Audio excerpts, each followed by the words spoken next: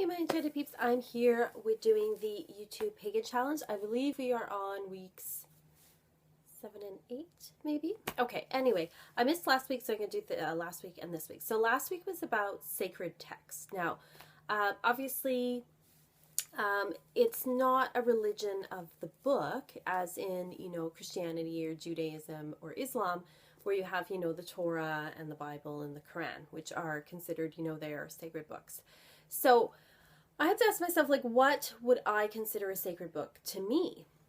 And what I came up with was, I think, in some ways mythology becomes the sacred text, and not in the sense that you take it word for word, but it does become, how you kind of get to know the gods, or how you get to know the stories behind them, or what people think of them, and those archetypal energies. So, I looked through my books and I thought, well, what would I consider a sacred book? And these are the books that I pulled out.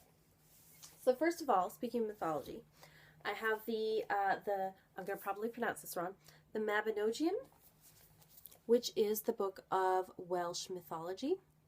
It was translated by Lady Charlotte Guest back in the 19th century, and it is a collection of works that were recorded by monks of the Welsh mythology in the area, because obviously at the time,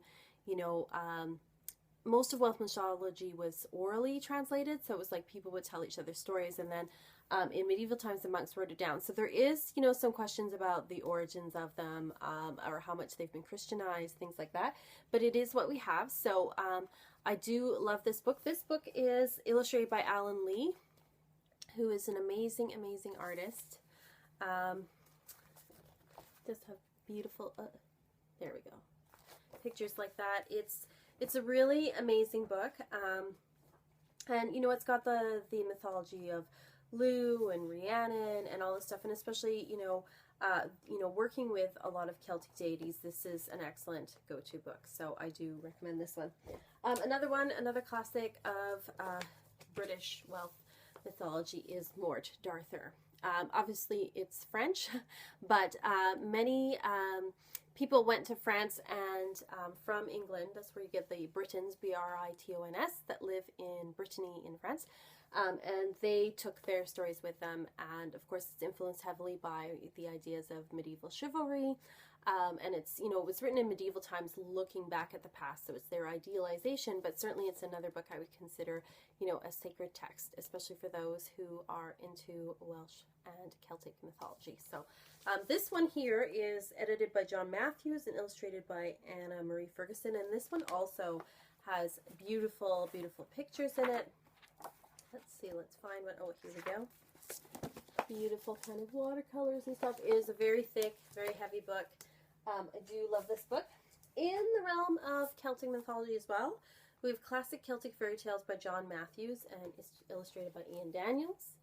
This one here, this has some lesser known myths that don't appear in the Mabinogion, and it also has some pretty stunning artwork in it, and so I would consider this too a sacred text as well. And then finally, this one I picked up last time I was in England, and I love this book, and I still, would consider it for some reason a sacred text. It's called The Lore of the Land, and it's a guide to England's legends.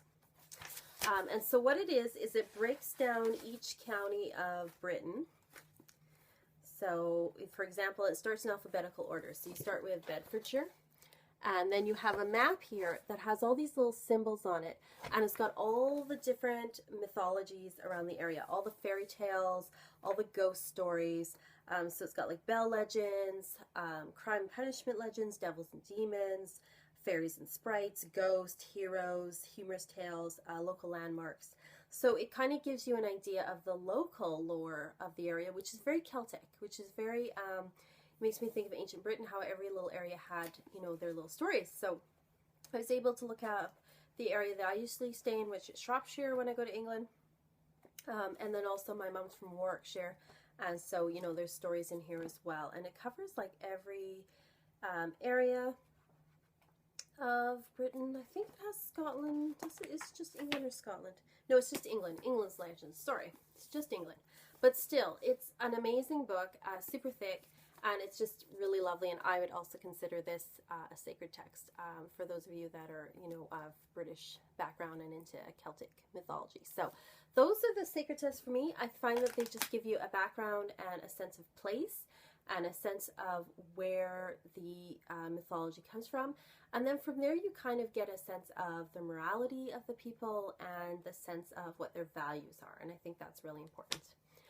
The next question was, who are your matron or patron deities? Now, I work with a different deity every year. Now, for years, when I was younger, I worked with Lu, who's the Celtic sun god, because I was very attracted to solar energy and working with that. But over the past few years, I've definitely switched over to more feminine energy. And this year, I'm working with Rhiannon, who is the, you know, goddess of the land and sorcery and magic. She's a shape-shifting goddess. She's also goddess of animals like horses and birds. She's a very mystical, feminine kind of quality to her, and that's who I'm working with this year. I find, because I don't think your energy stays the same the whole time, and at least for me, I find working with a different one, or sometimes it'll be the same one for several years in a row, helps me to grow. And, you know, at some point I may feel like committing, you know, for a very long term to someone, but right now I just don't. And right now I feel like working a year at a time, deciding what I need for my energies is what works for me. But, you know, everyone's different. That's for sure. So anyway, that is my answers to the YouTube Pagan Challenge.